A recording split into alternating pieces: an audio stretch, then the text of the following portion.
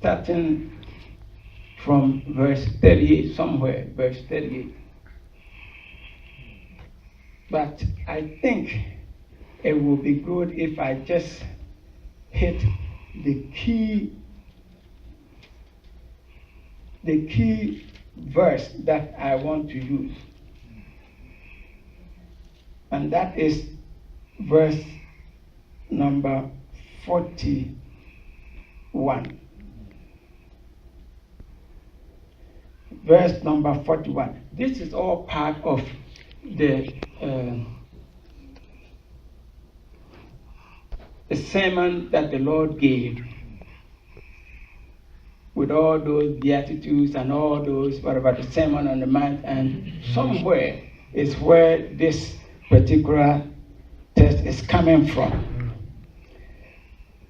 And starting from verse 38, quickly,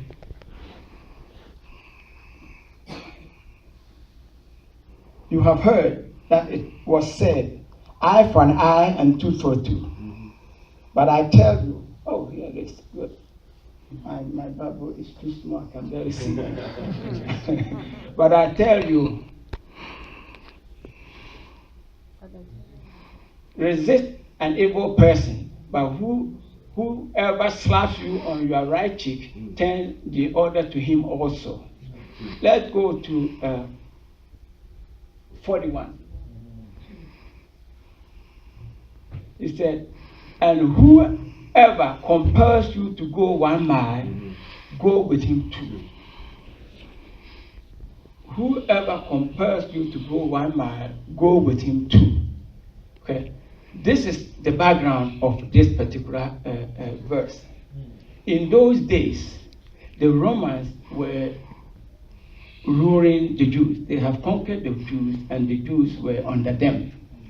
And it was a Roman law that if a Roman soldier has come from a long distance, a long journey, whatever, and they are passing through and they feel like they can need some help, anytime they see a Jewish man or boy, they can just call him, hey, boy, carry my backpack. And by law, you are required, the Jewish boy, man, is required to carry the backpack for 1 mile. And because of that, it looks like every Jewish man has somehow in their mind or way of life calculated how they will be able to do 1 mile. So it doesn't matter where they are, like right here in the church, if they call elder, he knows exactly where 1 mile is, but whether in this direction or that direction, he knows exactly where 1 mile is, because they hated the idea that the soldier can call the person at random and say, carry my bag. And so they did not want to do not even 1 step after the 1 mile. Right? But then the Lord is saying, if somebody compels you to carry the bag for 1 mile, carry it for 2 miles. 2 miles. And that is like totally off the teaching, going the extra mile, 2 miles. And some preachers have said that the extra mile is called the smile mile, the smile mile.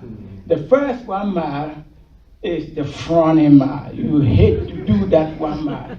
But if indeed you take that bag and go the first mile, and then a soldier expecting you to dump it, you said, oh, I think there is at the corner here, there may be a stream of water. I can just help you further, and then when we get there, we all get some water, and then maybe I can go. That will come as a shock to the soldier, because that is not totally what is expected, right? But then the other side of it is, during the first mile, you are sort of a slave. You are being controlled, and you have to do that 1 mile. But the second mile, you are in charge, because that time you are now doing it on your own will, right? So during the second mile, you are in control, and you dictate how fast it's going to be, or how slow it's going to be, what conversation that we're going to have, because at any point in time, you can just drop it because you have already passed that 1 mile, right? So, when we are going to be an example of Christ, one thing that I'm throwing out of here tonight is for us to go the extra mile in whatever it is that we do. We should try to go the extra mile.